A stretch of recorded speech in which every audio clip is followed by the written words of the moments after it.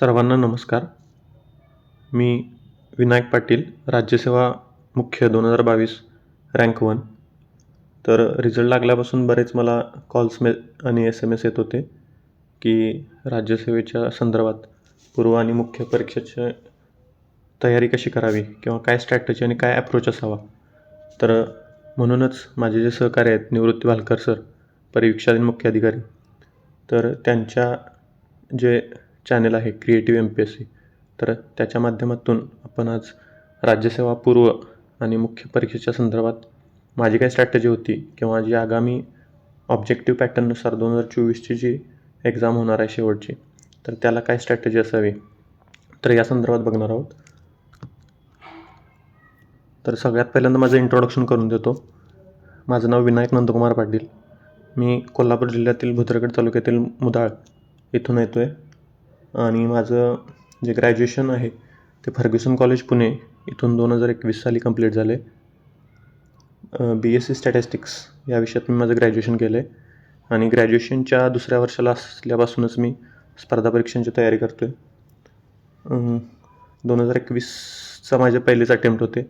2021च्या कंबाईनच्या परीक्षेत state tax inspector आणि assistant section officer म्हणून माझी निवड झाली होती. त्याच वर्षी राज्यसेवेच्या 2021च्या परीक्षेत उपशिक्षणाधिकारीपदी निवड झाली होती आणि हा 2022चा जो अटेम्प्ट होता तो माझा राज्यसेवेचा दुसरा अटेम्प्ट होता आणि यामध्ये माझी रँक फर्स्ट आलेली आहे आणि अजून काही पोस्ट अलोकेशन झालं नाही, पण उपजिल्हाधिकारी या पदावर माझी निवड होईल यामध्ये. तर हे झालं माझं इंट्रोडक्शन. तर इंट्रोडक्शन सांगण्याचा उद्देश हाच होता की कोणतीही परीक्षा म्हणजे प्रत्येक परीक्षा मी फर्स्ट अटेम्प्टमध्येच क्लिअर झालो. कोणतंही अपयश जे म्हणतात ते मार्कांच्या भाषेतलं अपयश या प्रवासामध्ये नाही आलं आणि आता एवढं लवकर सिलेक्शन झालं याला मला वाटतं जी कारणं आहेत ती म्हणजे एक स्वतःला टाईम लिमिट सेट करून दिली होती की ग्रॅज्युएशननंतर 1 वर्ष आपल्याला अभ्यास करायचा आहे आणि त्या पद्धतीनं मग ते एफर्ट्स लागत गेले की आणि जी एक स्टडी मेथड होती ती एक चांगल्या पद्धतीनं म्हणजे डेव्हलप केली होती आणि त्याचा देखील या प्रिपरेशनच्या दरम्यान फायदा झाला आणि लवकर सिलेक्शन होण्यात मदत झाली. स्टडी मेथड आता कोणतीही जर स्पर्धा परीक्षा जर बघितली कॉम्पिटिटिव्ह एक्झामिनेशन, तर त्याची अभ्यास पद्धती कशी असावी तर याबद्दल जरा बोलूयात आपण. तर सगळ्यात पहिल्यांदा म्हणजे एक्झामची डिमांड आपल्याला समजली पाहिजे. आता आपल्या बाबतीत जर बोलायला गेलं तर आपली प्रिलिम्स आणि मेन्स या दोन्ही परीक्षा पूर्णपणे ऑब्जेक्टिव्ह किंवा MCQ बेस्ड आहेत आणि माझ्या बाबतीत बोलायला गेलं तर आधीपासूनच एक नॅचरल ॲडव्हान्टेज होता मला ऑब्जेक्टिव्हच्या बाबतीत, कारण अगदी शालेय वयापासून ज्या वेगवेगळ्या स्पर्धा परीक्षा होत्या म्हणजे अगदी स्कॉलरशिप नवोदय किंवा ज्या वेगवेगळ्या परीक्षा होत्या तर त्यामध्ये मी भाग घ्यायचो आणि त्यामुळे एक बेसिक्स क्लिअर होतं किंवा बेस चांगला होता. आता ह्या बाबतीत बोलायला गेलं तर आपल्याला 2 गोष्टी महत्त्वाच्या आहेत, त्या म्हणजे परीक्षेचं असणारं सिलेबस आणि त्या सिलेबसपेक्षासुद्धा महत्त्वाचं म्हणजे जे प्रिवियस इयर क्वेश्चन्स आहेत किंवा मागच्या वर्षाच्या प्रश्नपत्रिका, तर त्याचा रोल इथं खूप महत्त्वाचा आहे. ज्या मागच्या वर्षाच्या प्रश्नपत्रिका आहेत तर त्यावरूनच एक आपल्याला आयडिया येऊ शकतं की आयोग कशा पद्धतीनं क्वेश्चन्स विचारते किंवा एखादा सब्जेक्ट असेल त्यातले कोणते पर्टिक्युलर टॉपिक आपण फोकस केले पाहिजेत आणि कोणत्या डेप्थला कोणत्या विषयाचा अभ्यास केला पाहिजे, तर आपला प्रिवियस इयर क्वेश्चन्समधूनच समजू शकतं आहे. त्यामुळं जर तुम्ही फॉर एक्झाम्पल 8 तास अभ्यास करत असाल तर त्यात मिनिमम 3 ते 4 तास तुम्ही मागच्या वर्षाच्या जे आयोगाचे प्रश्न आहेत तर त्याचं ॲनालिसिस किंवा ते रीड करण्यामध्ये तेवढा वेळ दिला पाहिजे. आणि हे सगळ्यात महत्त्वाचे म्हणजे प्रत्येक टॉपर सांगत असतो की तुम्ही प्रिवियस इयर क्वेश्चनचं ॲनालिसिस करा किंवा प्रिवियस इयर क्वेश्चन्स सारखे बघत राहा, पण बरेचसे कॅन्डिडेट त्याकडे दुर्लक्ष करतात आणि किती पुस्तकं वाचता येईल आणि एखाद्या विषयाला जास्तीत जास्त किती पुस्तकं वाचता येईल हे असले काहीतरी प्रश्न टॉपर्सना विचारत असतात.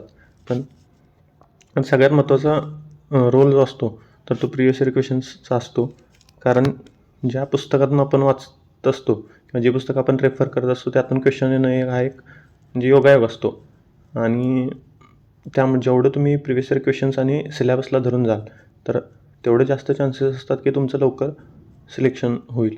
तर आता हे प्रिव्हियस इयर क्वेश्चनचं ॲनालिसिस कसं करायचं, म्हणजे फार काही अवघड नाही, किंवा ही फार ॲनालिसिस ही फार टेक्निकल टर्म वाटते, त्यामुळे ती खूप काय अवघड वगैरे आहे अशातला भाग नाही आहे. जे आयोगाचे मागच्या वर्षाचे प्रश्न आहेत, पर्टिक्युलर सब्जेक्ट असेल त्या सब्जेक्टमधला टॉपिक, त्याचं सब टॉपिक, याचं म्हणजे बारकाईनं आयोगाच्या मागच्या 7 ते 8 वर्षाच्या प्रश्नपत्रिका आहेत, तर त्या झेरॉक्स काढणं आणि त्यात ऑब्झर्व करणं. त्यानंतर जे आपले सोर्सेस आहेत, म्हणजे जे सोर्सेस आपण वापरतो, तर त्यातून ते कवर होतात का पॉईंट, आणि जर होत नसतील तर त्यासाठी जे ॲप्रोच बिल्डिंग ज्याला म्हणतो, किंवा लॉजिक डेव्हलप करणे, तर ते कसं करणं यावर विचार करणं, आणि ह्या सगळ्या गोष्टी ॲनालिसिसमध्ये येतात. आणि अजून एक म्हणजे फ्रिक्वेंटली आस्क्ड क्वेश्चन्स म्हणूया आपण, बऱ्याच विद्यार्थ्यांच्याकडून जे विचारले जाणारे क्वेश्चन आहेत ते बघूया. म्हणजे अनेक कॅन्डिडेट म्हणतात की जर स्पर्धा परीक्षांचा अभ्यास करायचा असेल तर क्लासेस लावण्याची गरज आहे का. तर मला असं वाटतं की आपली जी एक्झाम आहे ती पूर्णपणे ऑब्जेक्टिव्ह स्वरूपामध्ये होते, आणि त्यामध्ये मला तरी स्पेसिफिकली कोणताही क्लास वगैरे लावायची गरज पडली नाही किंवा वाटली नाही. जर तुम्हाला एखादा सब्जेक्ट वाटत असेल की बाबा इंग्लिशसारखा सब्जेक्ट आहे किंवा इकॉनॉमिक्ससारखा सब्जेक्ट आहे, तर तो जर तुम्हाला त्यातले काही संकल्पना समजत नसतील किंवा अवघड जात असेल, तर एखाद्या पर्टिक्युलर तुम्ही सब्जेक्टचा क्लास लावू शकता.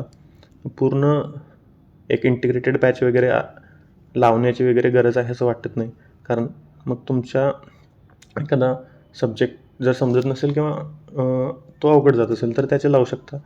प्रत्येक विषयाचं क्लास लावण्याची अशी फारशी गरज पडत नाही. त्यानंतर बरेच विद्यार्थी विचारतात की नोट्स काढायची गरज आहे का. तर मला वाटतं की प्रिलिम्सच्या बाबतीत नोट्सची तितकीशी गरज नाही, म्हणजे पूर्ण नाही असं नाही म्हणणार मी प्रिलिम्सला नोट्स काढल्या नव्हत्या, पण राज्यसेवा मेनचा जो पार्ट आहे, तर ते 3 दिवसात जर तुमचा बऱ्यापैकी सिलेबस रिवाईज व्हायचा असेल तर नोट्सची गरज आहे. आणि म्हणजे पूर्ण त्या 3 दिवसाच्या पिरियडमध्ये एक 400 ते 500 पेजेसमध्ये तुमच्या सर्व राज्यसेवा मेन्सच्या नोट्स तयार पाहिजेत, आणि त्या अगदी शॉर्ट पाहिजेत, आणि त्या स्वतःला समजतील अशा म्हणजे स्वतःला ज्या भाषेत समजतील त्या भाषेत काढल्या पाहिजेत. आता नोट्सबद्दल बोलायला गेलं तर मेनच्या बाबतीत GS2 आणि GS3 स्पेसिफिकली याच्या नोट्स हव्यातच. आणि प्रिलिम्सला जे 4 कोर टॉपिक आहेत, हिस्ट्री आहे, जॉग्राफी आहे, इकॉनॉमिक्स आहे किंवा पॉलिटी आहे, तर हे सब्जेक्ट असे आहेत की आपण वारंवार वाचत असतो, आणि हे बेसिक्स आहेत, आणि जे 4 पिलर आपल्या एक्झामचे म्हणतो ते आहेत, त्यामुळे त्याची अशी नोट्स काढायची गरज भासत नाही. पण हे सोडून जे बाकीचे नॉन कन्व्हेन्शनल पार्ट आहे, तर त्याच्या नोट्स काढणं गरजेचं आहे, आणि स्पेसिफिकली राज्यसेवा मेनसाठी. त्यानंतर रिव्हिजनचा मुद्दा येतो. आता रिव्हिजनची प्रत्येकाची स्ट्रॅटेजी वेगवेगळी असू शकते, कारण प्रत्येकाला जो वाचलेला कंटेंट आहे तो किती दिवस लक्षात राहतो त्यावर प्रत्येकाच्या रिव्हिजनची फ्रिक्वेन्सी व्हॅरी करत असते.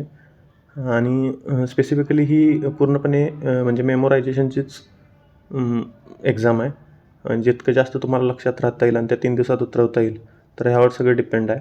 त्यामुळं रिव्हिजन आता मोस्टली मी असं करायचो की एखादा सब्जेक्ट झाल्यानंतर त्याची रिव्हिजन, मग दुसरा सब्जेक्ट झाल्यानंतर त्याची रिव्हिजन, मग साधारण एका सब्जेक्टला 8 ते 9 दिवस लागत असतील, तर त्या पिरियडमध्ये त्या 8 ते 9 दिवसानंतर त्या सब्जेक्टची रिव्हिजन असं करायचो. आणि साधारण पूर्णपणे एक सायकल कंप्लीट होऊन परत पहिल्या सब्जेक्टची वेळ येईपर्यंत 1 ते 1.5 महिने गेलेला असायचं, म्हणजे अशी माझी फ्रिक्वेन्सी असायची. पण तुम्ही असं देखील करू शकता की, आणि जे जास्त फायद्याचं राहील म्हणजे रोजचं जेवढं तुम्ही रीड करताय किंवा जेवढा स्टडी करताय तेवढी रोजच्या रोज संध्याकाळी रिव्हिजन करणे, की आणि आठवड्यातून एकदा म्हणजे सोमवार ते शनिवार जे वाचलेलं असेल तर ते परत रविवारी रिवाईज करणे, असं देखील करू शकता, आणि ते जास्त फायद्याचं राहू शकतं. त्यानंतरचा मुद्दा आहे टेस्ट सिरीज. म्हणजे बरेच कॅन्डिडेट विचारतात की टेस्ट सिरीज लावावी की नाही. तर मला वाटतं की प्रिलिमसाठी मी कोणती टेस्ट सिरीज लावली नव्हती राज्यसेवेच्या, पण मेनसाठी जो आहे तर ते टेस्ट सिरीजची गरज आहे. पण बऱ्याच वेळेला असं होतं की म्हणजे असं काही गरज नाही की तुम्ही क्लासमध्ये जाऊन ती टेस्ट सिरीज ती पेड टेस्ट सिरीज लावली पाहिजे असं पण काय नाही. मी जे टेलिग्रामला आपल्या अवेलेबल होत्या बऱ्याच बऱ्याच क्लासेसचे जे पेपर अवेलेबल होते तर ते स्वतः सोडवले होते. म्हणजे मी अभ्यासिकेत बसूनच सोडवले होते, अशी कुठली टेस्ट सिरीज लावली नव्हती. पण जरी टेस्ट सिरीज तुम्ही पेड नाही लावली तरी ॲटलिस्ट तुम्ही ज्या टेलिग्रामवर अवेलेबल असतात वेगवेगळे पेपर ते तुम्ही म्हणजे सोडवू शकता. स्पेसिफिक टेस्ट सिरीज लावलीच पाहिजे असं काही नाही. आणि जरी तुमचा आयोगाच्या मागच्या वर्षाच्या प्रश्नपत्रिकांचं जर ॲनालिसिस व्यवस्थित असेल आणि जर आयोगाची एक्झॅक्ट डिमांड काय आहे ती कळाली तर मला वाटतं की टेस्ट सिरीजची गरज नाही. टेस्ट सिरीजचा मेन उद्देश जो असतो की म्हणजे तुमची जी काही रिव्हिजन आहे ती चांगली होते आणि दुसरं म्हणजे जे 2 तासात किंवा 1 तासात जो काही आपल्याला पेपर सोडवायचा असतो तर त्याची टाईम मॅनेजमेंट व्यवस्थित होते.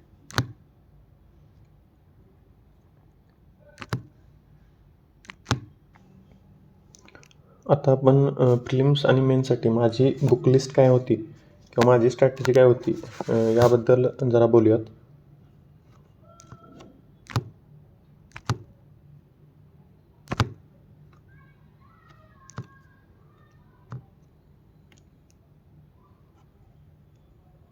तर यातला पहिला जो आपला राज्यसेवा GS बद्दल बोलायला गेलं तर एक मिनिट. ओके.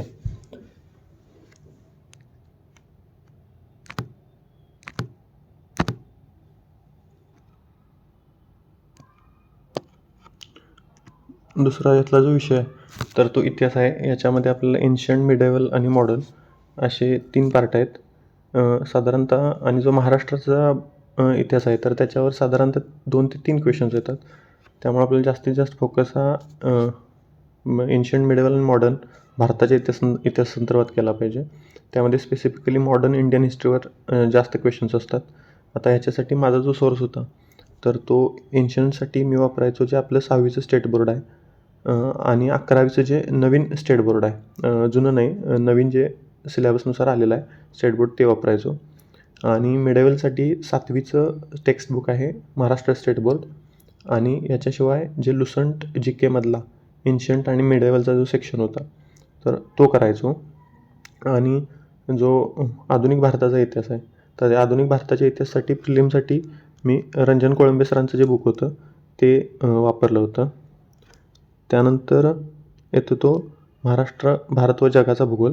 याच्यामध्ये सुद्धा तेच आहे की महाराष्ट्राच्या भूगोलावर कमी क्वेश्चन्स असतात आणि जास्तीत जास्त क्वेश्चन हे भारत आणि जगाच्या भूगोलावर असतात. याच्या संदर्भात मी वापरलं होतं जे 11वीचे जे NCERTs आहेत, 11वीच्या 2 NCERTs आहेत, इंडिया फिजिकल एन्व्हायरमेंट आणि फंडामेंटल्स ऑफ फिजिकल जिओग्राफी. तर या 2 NCERTतून बराचसा पार्ट कवर होऊन जातो.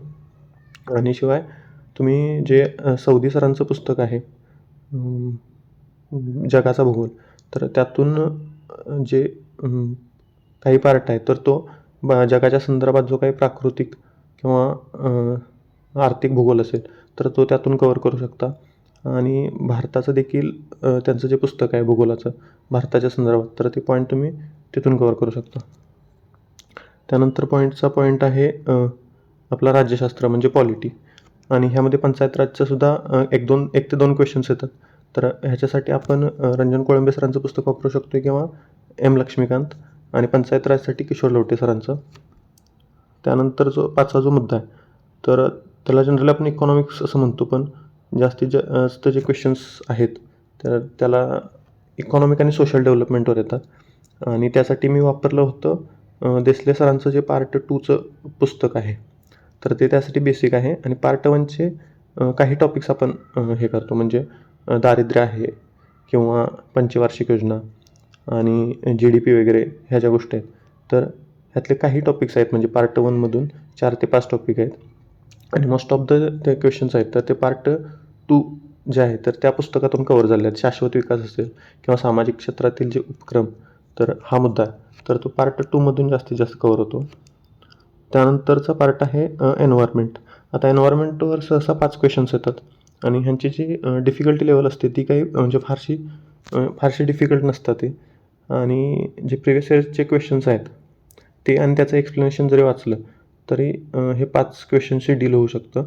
तरीसुद्धा आपण GS 1मध्ये पर्यावरण आहे तिथं जे बुक वापरतो, साधारणतः तुषार घोरपडे सरांचं वापरतो किंवा शंकर आय एस वापरतो. तर ते सिलॅबसनुसार म्हणजे अगदी एक 5 ते 6 पॉईंट आहेत. क्लायमेट चेंज आहे किंवा इकोसिस्टम आहे, इकॉलॉजी.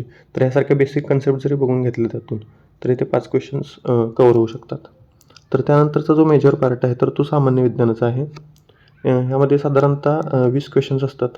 त्यातले 10 बघायला गेलं तर बायोलॉजीवर येतात, साधारणतः 8 ते 10 क्वेश्चन्स, आणि फिजिक्स आणि केमिस्ट्री. तर ह्याच्यासाठी आपण करू शकतो, म्हणजे मी पर्सनली 8वी 9वी आणि 10वीचे स्टेट बोर्ड वापरले होते. आणि जे लुसंट जी केचं बुक आहे, म्हणजे त्याच्यामध्ये सर्व विषय त्यांनी कव्हर केलेले आहेत. तर त्यातला जो सायन्सचा सेक्शन आहे, तर त्या सायन्सच्या सेक्शनमधून फिजिक्स, केमिस्ट्री आणि बायोलॉजी केलं होतं. आता बरेचसे जे विद्यार्थी असतील ते त्यांचा जो कन्व्हेन्शनल सोर्स आहे, म्हणजे काहीजण भस्के सरांचं वापरतात किंवा कोलते सरांचं काहीजण वापरतात. तर ते तुम्ही वापरत असाल तर ते कंटिन्यू करू शकता. म्हणजे असं काय नाही की मी लुसंट जी के सांगितले म्हणून लगेच लुसंट जी केवर शिफ्ट व्हायला पाहिजे अशी गरज नाही. मला जनरली असं ऑब्झर्व झालं की 20पैकी एक 10 ते 11 मार्क्स यायचे 8वी 9वी 10वीच्या स्टेट बोर्डमधून. आणि मी मग त्याच्यावर जास्त फोकस न करता बाकीचे 4 सब्जेक्ट आहेत तर त्यावर फोकस करायचो. आणि सामान्य विज्ञानचं बायोलॉजी जनरली जे थोडंसं टफ जातं ते, आणि त्यामुळं मी जास्त फोकस हा बाकीचे जे 4 सब्जेक्ट्स आहेत त्यावर करायचो. आणि त्यामुळे मी 8वी 9वी 10वीचं स्टेट बोर्ड आणि लुसंट जी के इतकंच करायचो. आणि साधारणतः 11 ते 12 प्रश्न किंवा तेवढे मार्क त्यातून मिळायचे. तर साधारणतः एक 125 ते 130च्या दरम्यान जर तुम्हाला प्रिलिम्सला मार्क असतील तर ते एक सेफ झोनमध्ये जातं आणि मग मेन्सची तयारी आरामात होऊ शकते. आणि अलीकडचे जर कट ऑफ बघायला गेलं, आता सीसेट क्वालिफाय झाल्यामुळं साधारणतः 110 ते 115च्या आसपास कट ऑफ लागतो आहे.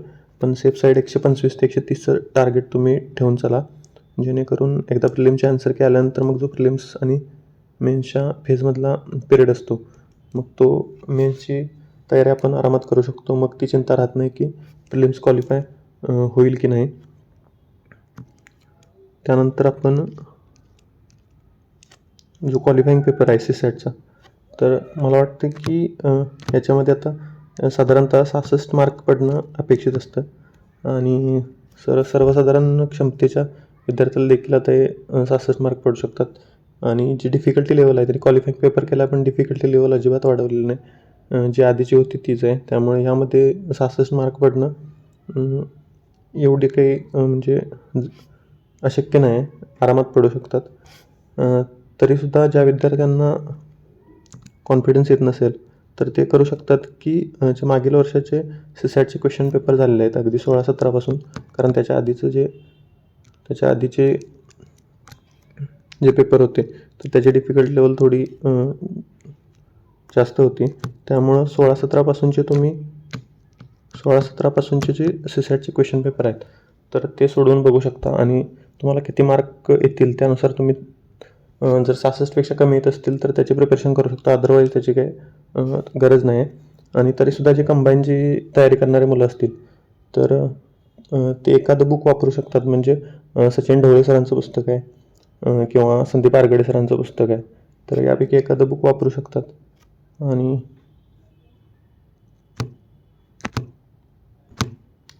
अजून एक करू शकता की तुम्ही जे मागचे क्वेश्चन पेपर आहेत कंबाईनचे किंवा राज्यसेवेचे सीसॅटचे असतील तर त्यातील वारंवार ज्या टॉपिकवर गणित किंवा क्वेश्चन विचारले आहेत तर ते पॉईंट आऊट करून ते चॅप्टर्स तुम्ही त्या पुस्तकातून त्याची तयारी करू शकता. यानंतर आपण राज्यसेवा मेन्स विषय बघूयात. आता मेन्सला साधारणतः बघायला गेलं तर सगळ्यात स्कोअरमध्ये जो डिसायडिंग फॅक्टर आहे स्कोअर वाढण्यामध्ये, तर तो मराठी इंग्लिश ऑब्जेक्टिव्हचा आहे. अगदी 50पासून ते 77पर्यंत यामध्ये मुलांना मार्क येत आहेत. तर यावेळी मला 2022ला यामध्ये 77 मार्क होते, मागच्या वेळीसुद्धा 73 होते, आणि म्हणजे जो की चांगला स्कोअर आहे.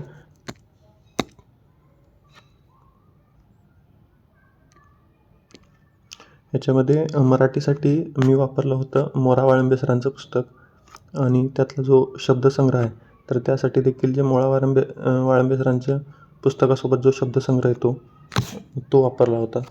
त्यानंतर इंग्लिशसाठी मी 2 पुस्तकं वापरली होती.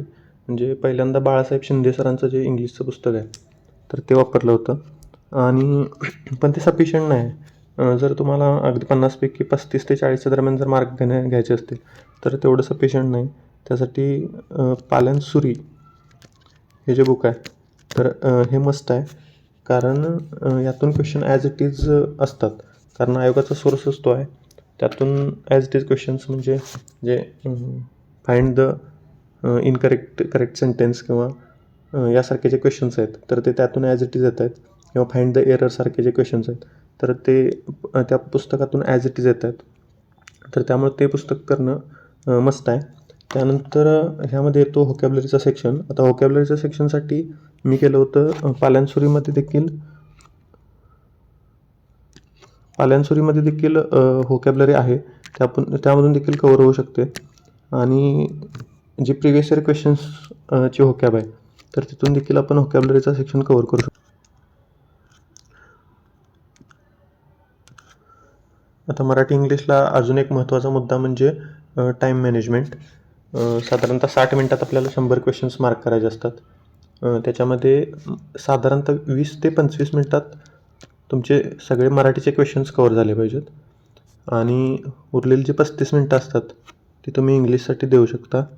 आता याच्यामध्ये सगळ्यात महत्त्वाचं म्हणजे तुम्हाला एक्झामच्या आधी ॲटलिस्ट एक 10 पेपर जर तुम्ही सोडवले म्हणजे कोणत्याही टेस्ट सिरीजचे तुम्ही घेऊ शकता. आता मी जे महेश पाटील सरांचे टेस्ट सिरीज यायचे तर त्याचे क्वेश्चन पेपर सोडवत होतो आणि म्हणजे टाईम मॅनेजमेंट करण्यासाठी तुम्ही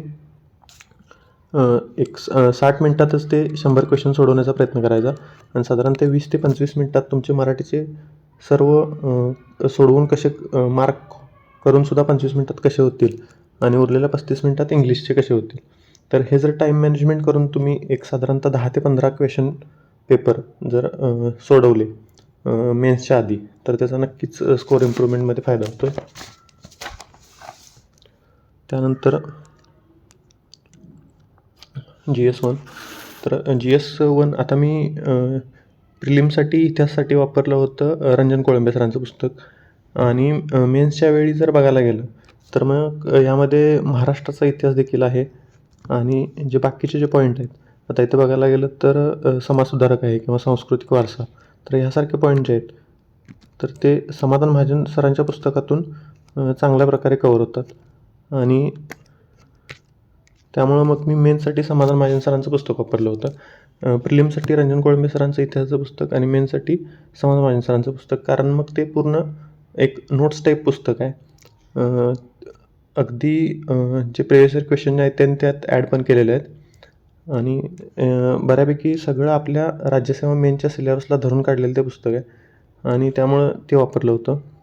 आणि तर स्पेसिफिकली जो 1.11 मुद्दा आहे स्वातंत्र्योत्तर भारत तर त्याच्यासाठी मी जी 12वीची NCERT आहे politics in India since independence नावाची NCERT आहे तर ती 1.11 वापरली होती आणि बाकीचे जे मुद्दे आहेत तर ते समाधान सरांच्या पुस्तकातून कवर केले होते. त्यानंतरचा जो पार्ट आहे तो आहे भूगोलाचा. हा असा मुद्दा आहे की साधारणतः 60पैकी एक 54-55 देखील मार्क येऊ शकतात आणि त्यामध्ये जे पहिले 2 पॉईंट जर बघितले आपण भूरूपशास्त्र आणि हवामानशास्त्र ह्याच्यासाठी तुम्ही जो प्रिलिम्सला सोर्स असतो तुमचा तर तोच कंटिन्यू करू शकता. वेदर तो असेल की 11च्या ज्या 2 NCERTs आहेत त्या किंवा जे शारदा अकॅडमीचं बुक आलेलं आहे त्यांनी NCERTचा मराठीतून ट्रान्सलेशन करून ते बुक काढलेलं आहे ते वापरू शकता किंवा जर तुम्ही प्रिलिम्सला सौदी सरांचं वापरत असाल ते म्हणजे सोर्स बदलण्याची गरज नाही. जो सोर्स आहे तर तो कंटिन्यू करू शकता. फक्त जस्ट मेक शुअर की तुमचे सिलेबसमधले ह्यातले सगळे पॉईंट त्यातून कवर होतात. त्यामुळे 2.1 आणि 2साठी तुम्ही जे प्रिलिमसाठी वापरलेलं आहे तर तेच कंटिन्यू करू शकता. तर त्यानंतर आहे 2.3 तर मानवी भूगोल ह्याच्यावर साधारणतः 5 एक क्वेश्चन्स विचारले जातात. तर त्यासाठी तुम्ही जे इग्नूचे बुक आहे ह्युमन जॉग्राफीवरचे तर त्यातले एक 2 सिलेक्टेड टॉपिक्स आहेत, तर ते कवर करू ते तिथून कवर करू शकता.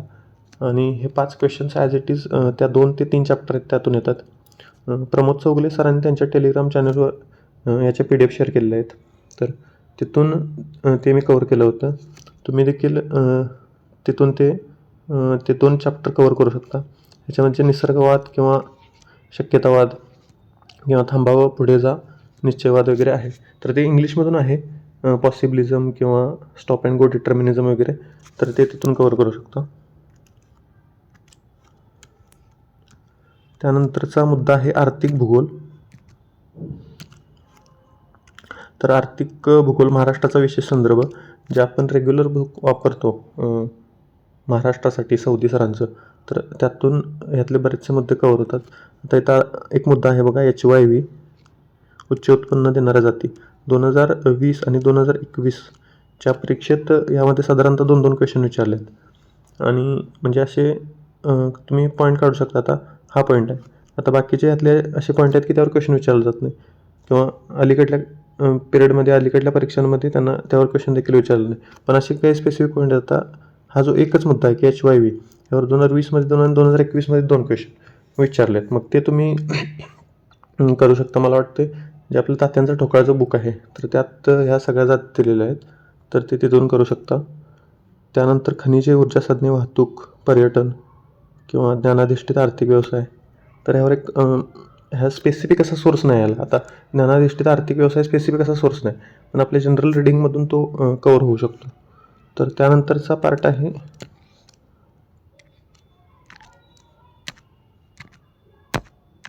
लोकसंख्या भूगोल. तर लोकसंख्या भूगोल महाराष्ट्राचा विशेष संदर्भ, म्हणजे महाराष्ट्राच्या संदर्भात जे इथं पॉईंट दिलेले आहेत तेवढे जरी केले ते महाराष्ट्रातील लोकसंख्या, घनता, वितरण. आता पहिले 5 जिल्हे, शेवटचे 5 जिल्हे, अशा अँगलनं जर घनता असेल किंवा जननदर, मर्त्यता दर, लोकस्थलांतर, जन्मदर, मृत्यूदर, हे जरी पॉईंट केले, आणि हे मला वाटते 2011च्या जनगणनेनुसार करतो आपण, जे सौदी सरांचं महाराष्ट्राचं भूगोल पुस्तक आहे, तर त्यात ते कवर होऊन जातं. त्यानंतरचा मुद्दा आहे पर्यावरण भूगोल. पर्यावरण भूगोलसाठी जे आपण प्रिलिमसाठी केलेलं आहे, आयदर तुषार घोरपडे सरांचं पुस्तक किंवा शंकर IAS, तर ह्यामध्ये जे दिलेले मुद्दे आहेत, तर ते अगदी बेसिक आहे बघा. जैविक अजैविक घटक असेल किंवा एनर्जी फ्लो, तर साधारणतः एक 6 ते 7 मार्काला मेन्समध्ये हा पॉईंट विचारला जातो. म्हणजे प्रिलिम्सला वापरलेला सोर्स आहे, तर तो कंटिन्यू केला तरी चालेल. त्यानंतरचा जो मुद्दा आहे भूगोल आणि अवकाशीय तंत्रज्ञान, याच्यामध्ये GIS, GPS असेल किंवा दूरसंवेदन म्हणजे रिमोट सेन्सिंग, हे पॉईंट महत्त्वाचे आहेत. किंवा भारतातील मिशन शक्ती किंवा इस्रो, DRDO, तर याच्यावर स्पेसिफिकली क्वेश्चन विचारले जात आहेत. आता GIS, GPS आणि रिमोट सेन्सिंगचा पार्ट आहे तो 2.8मध्ये आपण बघणार आहे. GIS आणि GPS, तर ह्याच्यासाठी आपण जो GS4मधला सायन्सचा सेक्शन आहे, तर त्याच्यासाठीचा जो आपला सोर्स असेल तो आपण कंटिन्यू करू शकतो. GS4साठी च्या सायन्स सेक्शनसाठी सहसा आपण एकतर कोळंबे सरांचं पुस्तक वापरतो, रंजन कोळंबे सरांचं विज्ञान आणि तंत्रज्ञान, किंवा मग भस्के सरांचं वापरतो. तर त्या बुकमधून GIS आणि GPS हा पार्ट करू शकतो. शिवाय मिशन शक्ती असेल किंवा इस्रो, DRDO, तर ह्याच्यासाठी आपण इंटरनेटच्या माध्यमातून याबद्दल इन्फॉर्मेशन काढू शकतो. तो पार्ट तिथून कवर होतो. त्यानंतरचा मुद्दा आहे रिमोट सेन्सिंग. तर रिमोट सेन्सिंगवर साधारणतः 5 क्वेश्चन विचारले जातात. या 5 क्वेश्चनसाठीचा सोर्स म्हणजे 11वीची एक NCERT आहे. 11वीची NCERT आहे, आणि म्हणजे त्याचं नाव मला वाटते प्रॅक्टिकल वर्क इन जॉग्राफी नावाची 11वीची NCERT आहे. त्यातला 6वा आणि 7वा चॅप्टर हा जर कवर केला, म्हणजे त्या NCERTतून तुम्हाला दिसेल की ॲज इट इज जे हे पॉईंट आहेत, एरियल फोटोग्राफ किंवा GIS, त्याचे ॲप्लिकेशन, रिमोट सेन्सिंग, तर हे ॲज इट इज तुम्हाला दिसतील. तर ते तिथून कवर केलं आहे. किंवा जर तुमच्या कन्सेप्ट क्लिअर व्हायचे असेल तर यूट्यूबवरून त्याचे व्हिडिओ देखील बघू शकताय. तर ह्याच्या ॲडिशनमध्ये तुम्ही करू शकताय की प्रमोद चौगुले सरांच्या टेलिग्राम चॅनलला त्यांनी सेशन घेतले होते मागच्या 2022च्या मेनच्या वेळी रिमोट सेन्सिंगबद्दल. तर ते 3 ते 4 सेशन आहेत, ते टेलिग्रामचे ऑडिओ लेक्चर्स आहेत, तर ते देखील करू शकताय. आणि जर PYQ बघितले किंवा तुम्ही फक्त PYQ जरी बघून गेला तरी 5मधले 3 मार्क मिळून जातात. आणि अलीकडच्या 2 वर्षात रिमोट सेन्सिंगवर त्यांनी बेसिक क्वेश्चन विचारले आहेत, फार ॲडव्हान्समध्ये गेले नाहीत. 2019पर्यंत खूप अवघड आणि इनडेप्थ क्वेश्चन विचारायचे, पण ह्या 2020पासून अगदी 5पैकी 5 देखील मार्क मिळू शकतात एवढ्या बेसिक लेवलचे क्वेश्चन्स विचारत आहेत. त्यासाठी तुम्ही 11वीची NCERT आणि त्यातले ते 2 चॅप्टर करू शकता. त्यानंतरचा पार्ट आहे ॲग्रीमध्ये साधारणतः 30 मार्काला विचारलं जातं. त्याच्यामध्ये जो 3.1चा पार्ट आहे तो आहे कृषी परिसंस्था.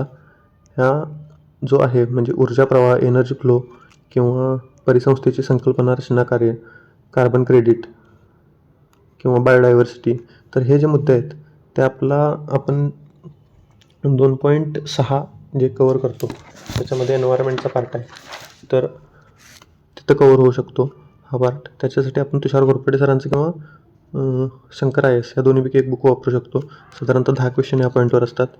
तर त्यानंतर सॉईलवर 10 क्वेश्चन असतात. आणि जो तिसरा पॉईंट आहे जलव्यवस्थापन, तर ह्यावर 10 क्वेश्चन. आता हे जे 2 पॉईंट आहेत मृदा आणि जलव्यवस्थापन, तर हे साधारणतः 20 मार्काला विचारले जातात.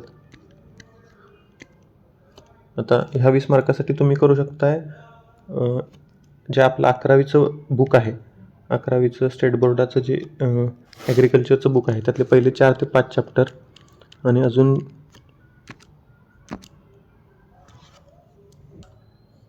कथ्यांचं जे बुक आहे तर ते देखील करू शकता. ते पूर्ण करण्याची गरज नाही, ते सिलेबस वाईज करू शकता ह्या 2 पॉईंटसाठी. त्यानंतर GS2. आता GS2 बद्दल बघायला गेलं तर ह्याचे 2 पार्ट करता येईल, एक तर कन्व्हेन्शनल आणि दुसरा नॉन कन्व्हेन्शनल. साधारणतः एक 50च मार्काला आता कन्व्हेन्शनल पार्ट विचारला जातो आहे आणि साधारणतः 100 मार्काच्या आसपास, 100 प्रश्नांच्या आसपास जो नॉन कन्व्हेन्शनल पार्ट आहे तर तो विचारला जातो. आता कन्व्हेन्शनल पार्टसाठी आपण आपला जो रेग्युलर सोर्स आहे M.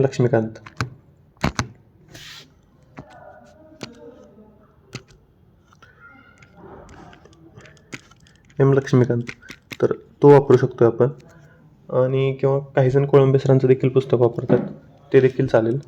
पण जो नॉन कन्व्हेन्शनल पार्ट आहे तर तो मेजर फॅक्टर आहे त्यामध्ये. आता जर बघायला गेलं तर हा 3रा मुद्दा आहे, भारतीय प्रशासनाचा उगम असेल किंवा राज्य शासन प्रशासन किंवा 6वा मुद्दा जिल्हा प्रशासन. तर ह्यासारखे जे मुद्दे आहेत तर ते नॉन कन्व्हेन्शनलमध्ये येतात.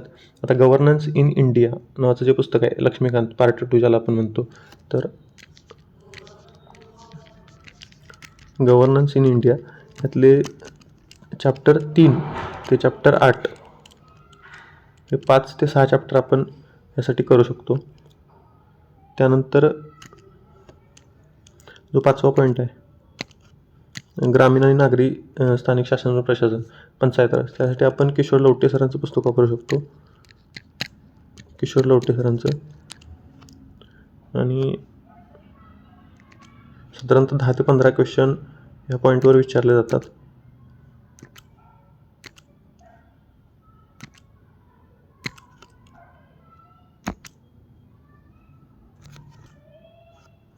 दोन ते 3 रीडिंग झाल्यानंतर ह्या बुकच्या तुम्ही नोट्स काढू शकता आणि मग परत ते बुक वाचायची गरज नाही, मग त्या नोट्सच रिवाईज करू शकता. त्यानंतरचा जो पार्ट आहे 7वा आणि 8वा मुद्दा, ज्याच्यामध्ये पक्ष आणि हितसंबंधी गट आणि निवडणूक प्रक्रिया, जे आपलं पॉलिटी पार्ट 1 आहे M. लक्ष्मीकांत, तर त्यामध्ये ॲज इट इज तुम्हाला हे मुद्दे दिसतील, निवडणूक प्रक्रिया वगैरे, तर ते तिथून कवर करू शकता. त्यानंतर प्रसारमाध्यमे हा टॉपिक आहे. साधारणतः 2 ते 3 क्वेश्चन यावर विचारले जातात. आणि जे प्रेस काउन्सिल ऑफ इंडिया आहे तर त्याचं जरी स्ट्रक्चरिंग तुम्ही बघून गेला तर त्यावर एक क्वेश्चन फिक्स असतो आणि बाकीचे 2 क्वेश्चन असतात त्याचा सोर्स कळत नाही म्हणजे कुठून एक्झॅक्ट आलेत. पण जे आपलं रेग्युलर बुक आपण वापरतो, खाटेकर सरांचं वापरतो किंवा अध्ययन वापरतो, तर त्यातून हा पॉईंट कवर होऊ शकतो. त्यानंतर 10वा पॉईंट आहे शिक्षण पद्धती. तर शिक्षण पद्धती साधारणतः ह्यावर 8 ते 10 क्वेश्चन विचारले जातात.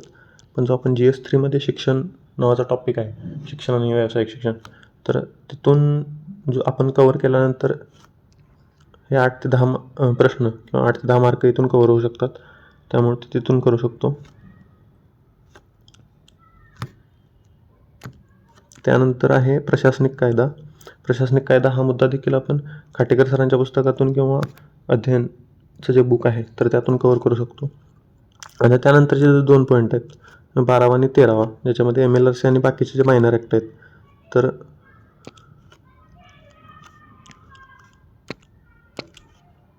MLRCवर साधारणतः 5 क्वेश्चन येतात आणि हे मायनर ॲक्टवर साधारणतः 20 ते 25 असे इन टोटल 30 क्वेश्चन ह्या ॲक्ट्सवर विचारले जातात. आता यासाठी आपण करू शकतो की खाटेकर सरांचं पुस्तक आहे किंवा अध्ययन, त्यातमध्ये त्यांनी एक्सप्लेन केलेलं आहे. आता बेअर ॲक्ट जर वाचायला तर डिरेक्ट आपण ते डाउनलोड करून वाचणं शक्य होत नाही किंवा ते आपल्याला समजत पण नाही. ह्यासाठी करू शकतो की आपण जे यूट्यूबवर अनेक चॅनल्स आहेत तर त्यांनी ते ॲक्ट्स चांगल्या पद्धतीनं समजावून सांगितलेले आहेत, तर ते तिथून बघू शकतो. आणि जे तुम्ही बुक वाचत असाल, म्हणजे खाटेकर सरांचं असेल किंवा अध्ययनचं असेल, तर त्या दोन्ही बुकमधून हे वाचून ह्याच्या नोट्स काढणं गरजेचं आहे. कारण ज्यावेळी त्या राज्यसेवा मेन्सचा जो 3 दिवसाचा पिरियड असतो तर त्यावेळी रिव्हिजनची गरज असते. आणि ह्या ज्या मायनर गोष्टी आहेत, कारण ह्यामध्ये कन्फ्युजन होण्याची या कायद्यांमध्ये जास्त शक्यता असते, त्यामुळं ते वाचून तुम्ही त्याच्या नोट्स काढू शकता. इनफॅक्ट ते मस्टच आहे नोट्स काढणं.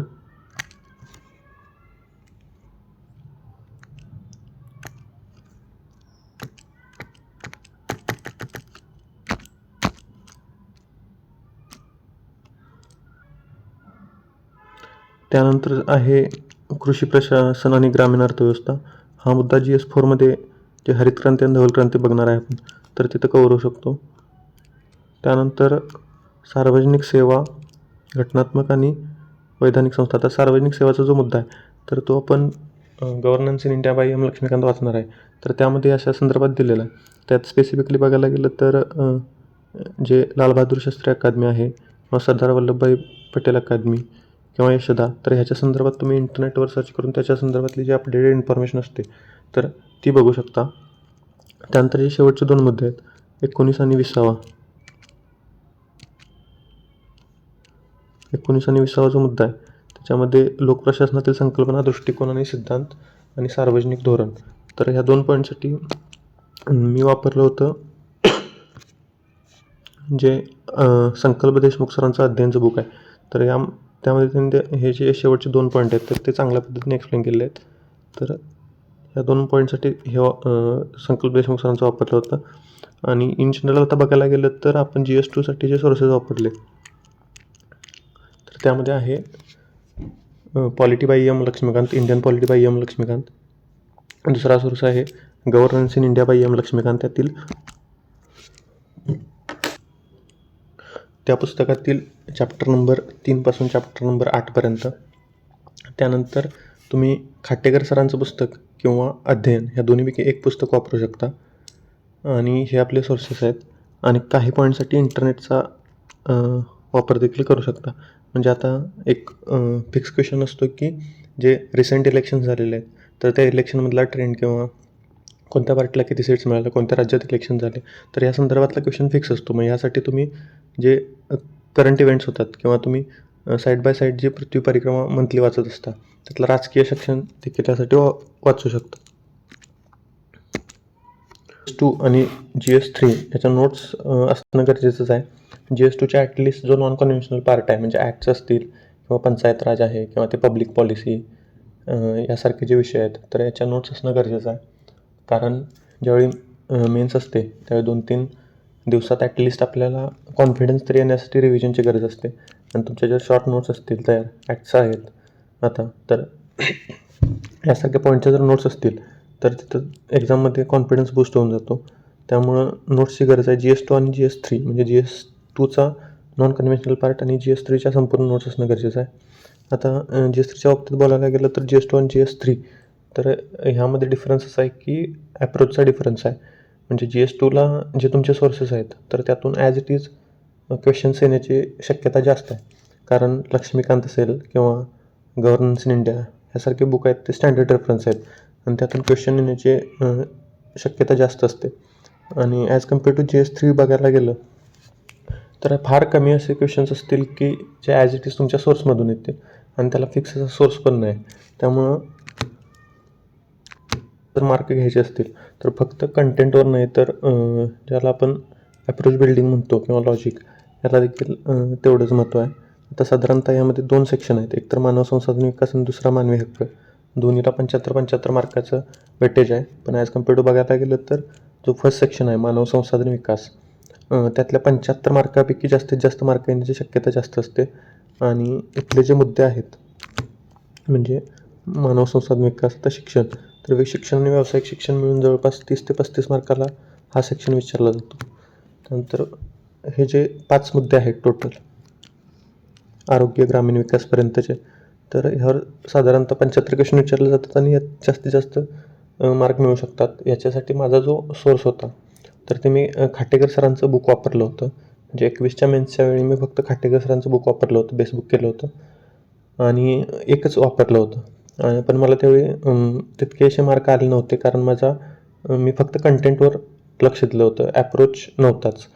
आणि 22च्या वेळी मग ज्या 21च्या पेपरमध्ये झालेल्या चुका लक्षात घेतल्या आणि साधारणतः तिथं माझी इम्प्रूव्हमेंट एक 25 ते 30 मार्काची झालेली आहे.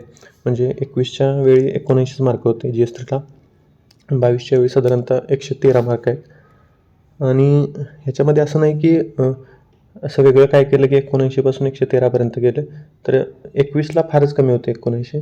तर त्याच्यामध्ये ज्या चुका झाल्या, कंटेंट वाढवला मी, म्हणजे फक्त 21ला खाटेकर सरांचं बुक केलं होतं, 22ला परत जे संकल्प देशमुख सरांचं बुक आहे अध्ययन ते देखील केलं आणि त्यातले जे ॲडिशनल पॉईंट होते ते आधीच्या बुकमध्ये ॲड करून नोट्स तयार केल्या.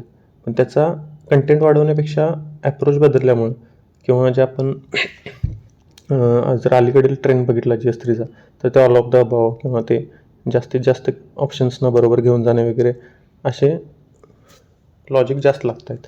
तर त्याचा विचार केला आणि तो ॲप्रोच डेव्हलप झाल्यामुळं जास्त मार्कांची ग्रोथ त्या पर्टिक्युलर GS3मध्ये झाली.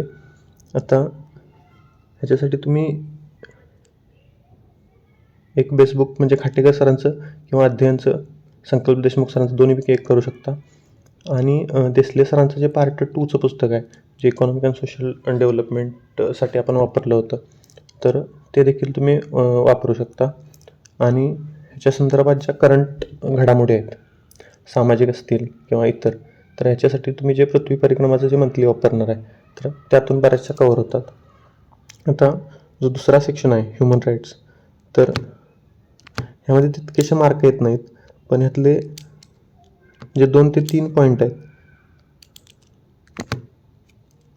ज्याच्यामध्ये 2.1, 2.11 आणि 2.12 हे असे पॉईंट आहेत की ह्याच्यावर आउट मार्क येऊ शकतात. UDHRवर साधारणतः 7 ते 8 क्वेश्चन असतात.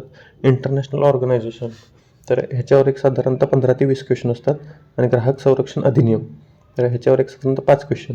तर ह्या पार्ट 2 मधल्या 75 मधले हे 30 ते 35 मार्क असे आहेत की जे प्रेडिक्टेबल आहेत आणि आउट यामध्ये येऊ शकतात. तर ह्याच्या देखील नोट्स काढणं गरजेचं आहे. आणि इव्हन जे GS3चा पेपर असतो तर GS3च्या पेपरच्या आदल्या दिवशी तुमची GSची सगळी रिव्हिजन होणं गरजेचं आहे. साधारणतः पूर्ण GS3च्या एक 70 ते 80 पेजेसमध्ये आपण पूर्णपणे शॉर्ट नोट्स काढू शकतो. आणि ह्याच्यामध्ये इतका कंटेंट आहे, बऱ्याचशा फॅक्ट आहेत आणि ते रिवाईज होणं गरजेचंच असते.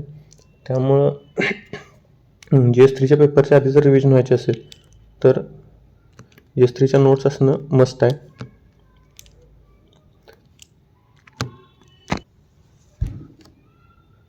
आता GS4 बद्दल बघूया.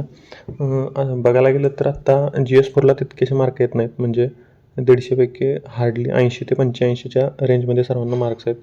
त्यामुळं मी असं सजेस्ट करेन की जर मेन्सला स्कोअर करायचा असेल तर लँग्वेज आणि GS1, 2, 3 ह्याच्याकडे जास्त फोकस पाहिजे. GS4ला ॲटलिस्ट एवढेच मार्क काढायचे आहेत की म्हणजे बाकीच्यांच्या अपेक्षा फार कमी नकोत. ॲटलिस्ट 80 ते 85च्या दरम्यान बरेच जण व्हॅरी करतात. 22ला खूपच कमी मार्क्स GS4मध्ये आलेले आहेत. ह्याच्यामध्ये 2 सेक्शन आहेत, इकॉनॉमिक्स आणि सायन्स अँड टेक्नॉलॉजी. बघायला गेलं तर साधारणतः 105 क्वेश्चन हे इकॉनॉमिक्स, कोर इकॉनॉमिक्स ज्याला म्हणतो त्यावर विचारले जातात आणि साधारणतः 45 क्वेश्चन हे सायन्स अँड टेकवर विचारले जातात.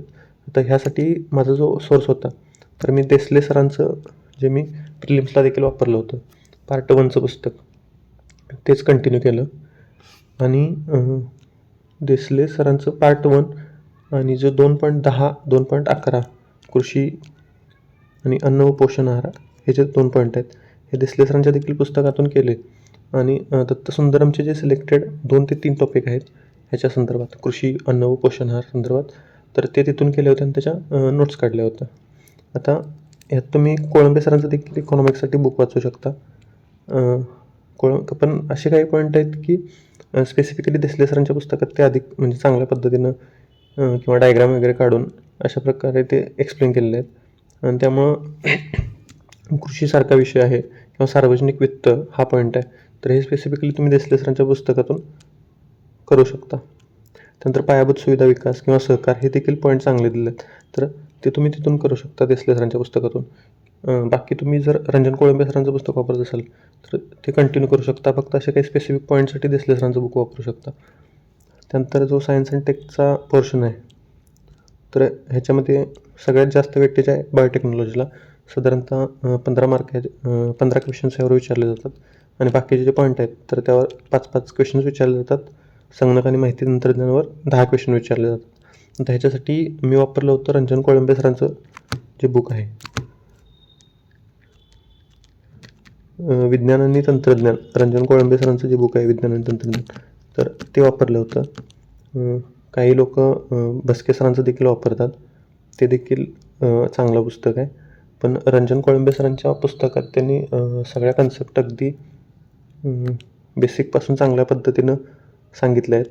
बायोटेक्नॉलॉजीसुद्धा ज्या कन्सेप्ट आहेत तर त्या त्यांनी चांगल्या पद्धतीने समजावून सांगितले आहेत. त्यामुळं ते बुक मी वापरलं होतं रंजन कोळंबे सरांचं.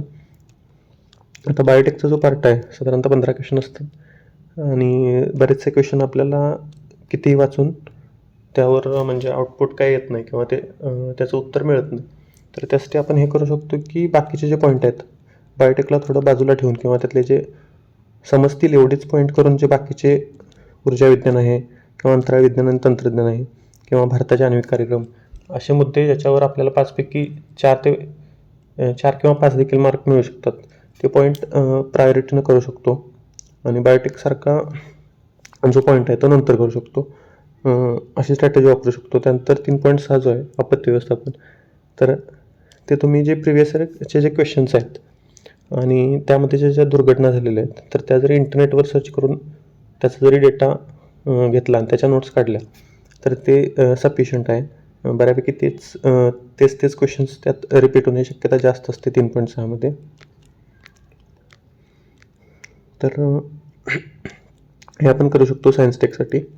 आणि इकॉनॉमिक्ससाठी म्हणजे GS4साठी स्पेसिफिकली मी वापरलं होतं प्रवीण सोरमोली सरांचं जे ॲनालिसिसचं बुक आहे, तर ते वापरलं होतं. आणि जे मुद्दे आपल्या देसले सरांच्या किंवा कोळंबे सरांच्या पुस्तकातून कवर होत नाहीत, तर तसे देखील काही मुद्दे त्यांच्या ॲनालिसिसच्या बुकमध्ये त्यांनी जे डिस्क्रिप्शन किंवा एक्सप्लेनेशन दिलेलं आहे तर त्यातून कवर होतात. त्यामुळं ते देखील तुम्ही ॲनालिसिसचं बुक वापरू शकता.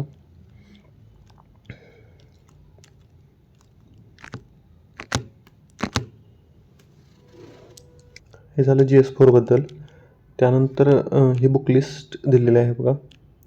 तर पूर्णपणे जी मी आत्ता प्रिलिम्स आणि मेन्ससाठी जी बुक लिस्ट सांगितलेली आहे तर ही सगळी बुक लिस्ट आहे.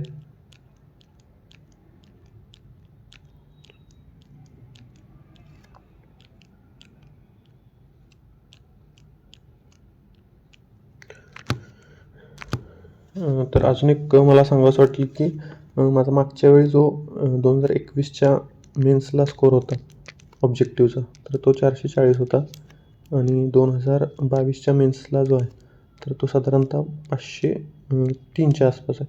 म्हणजे साधारणतः एक 63 मार्काची ग्रोथ झाली. बरेच जण विचारतात की एवढी ग्रोथ म्हणजे साधारणतः 60 मार्काची दुसऱ्या अटेम्प्टमध्ये कशी झाली. तर मला वाटतं की ज्या फर्स्ट मेन्सच्या वेळी माझ्या ज्या चुका झाल्या होत्या तर त्या मी रेकग्नाईज केल्या व्यवस्थित आणि तर म्हणजे असं कंटेंट काय फारसा वाढवला नाही. 21 आणि 22च्या तुलनेत कंटेंट न वाढवता ज्या चुका झाल्यात किंवा अप्रोच असेल किंवा ॲक्च्युअल पेपरच्या वेळेस त्या 2 तासात टाईम मॅनेजमेंट असेल, तर ह्या ज्या गोष्टी आहेत, तर त्या गोष्टी रिकग्नाईज केल्या आणि त्या सुधारल्या. त्यामुळंच एवढा जास्त स्कोर वाढला.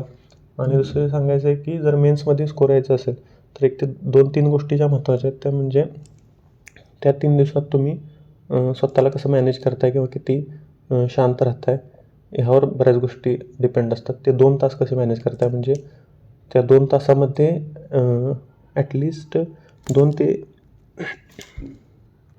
2 तासामध्ये ॲटलिस्ट 2 ते 3 वेळा आपण अगदी शेवटपर्यंत तो टाईम युटिलाइज केला पाहिजे. म्हणजे ॲटलिस्ट जर तुम्ही 5 मिनटं जरी आधी पेपर 5 मिनटं जरी आधी पेपर जर तुम्ही कंप्लीट करत असाल, तरी देखील आपला त्याचा लॉस करून घेण्यासारखा आहे. कारण असे काही क्वेश्चन्स असतात की ते अगदी शेवटपर्यंत त्यावर ब्रेनस्टॉर्मिंग करून किंवा काहीतरी लॉजिक लावून सुटण्यासारखे असतात. त्यामुळे त्या 2 तासाचं पूर्णपणे युटिलायझेशन करणं. त्यानंतरचा महत्त्वाचा पार्ट आहे म्हणजे त्या 3 दिवसात जर म्हणजे एवढा सारा सिलेबस आहे, जर पेपर एक्झाम हॉलमध्ये जायच्या आधी जर तेवढा कॉन्फिडन्स यायचा असेल, तर ती गरज असते ती रिव्हिजनची. भले तुमच्या त्या रिव्हिजनमधून किती पार्ट येतो आहे ॲक्च्युअल पेपरमध्ये ते मॅटर करत नसलं, तरी तो कॉन्फिडन्स एक्झाम हॉलमधला येण्यास ती रिव्हिजनची गरज असते. त्याच्यासाठी तुमच्या सर्व मेन्सच्या नोट्स साधारणतः 300 ते 400 पेजेसमध्ये सर्व नोट्स तयार असल्या पाहिजेत आणि मग तेवढ्याच आपण एक्झामसाठी कॅरी करू शकतो. बरेच मुलं म्हणजे पुस्तकं घेऊन येत असतात, पण ते रिव्हिजन होत नाही, तेवढी शक्य पण नसतं.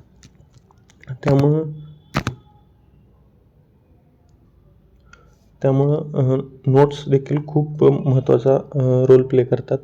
त्यानंतर जे 3 दिवस कसे मॅनेज करायचे, त्याच्यामध्ये GS 1, 2, 3, 4 आहे. त्यातले स्पेसिफिकली असे कोणते पॉईंट्स आहेत की त्याच्यावर एक्झामच्या जस्ट आधी रिव्हिजन देणं गरजेचं आहे, हे देखील तुमच्या प्लॅनिंगमध्ये पाहिजे. म्हणजे GS 2 मधले ॲक्ट्स असतील किंवा GS 3 मधल्या इंटरनॅशनल ऑर्गनायझेशनसारखा टॉपिक आहे. तर ह्याचे देखील रिव्हिजन एक्झामच्या आधी जस्ट गरजेचे आहे. तर हे देखील मुद्दे तुम्ही म्हणजे जसे पॉईंट आऊट केले पाहिजेत, त्याच्या नोट्स रेडी पाहिजेत. आहे की मराठी इंग्लिश ऑब्जेक्टिव्हला स्पेसिफिकली मार्क्स येत नाही अशी एक तक्रार असते मुलांची. तर त्याच्यासाठी मी मगाच्याप्रमाणे सांगितलं, तर तुमचे ॲटलिस्ट एक 10 ते 15 क्वेश्चन पेपर जे आहेत, तर ते एक्झामच्या आधी सोडवून झाले पाहिजेत. म्हणजे 1 तासात ते 100 क्वेश्चन सोडवण्याची जर तुम्ही आधीच प्रॅक्टिस केली, तर ते ॲक्च्युअल एक्झामच्या प्रेशरमध्ये ते तुम्ही 1 तासामध्ये सोडवू शकता.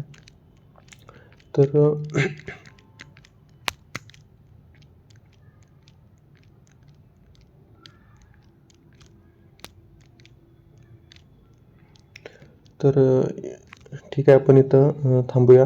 जर अजून काही तुमचे डाऊट्स किंवा काही क्वेरी असतील, तर ते तुम्ही निवृत्ती सरांच्या माध्यमातून किंवा क्रिएटिव्ह MPSCच्या माध्यमातून विचारू शकता. Yes, thank you.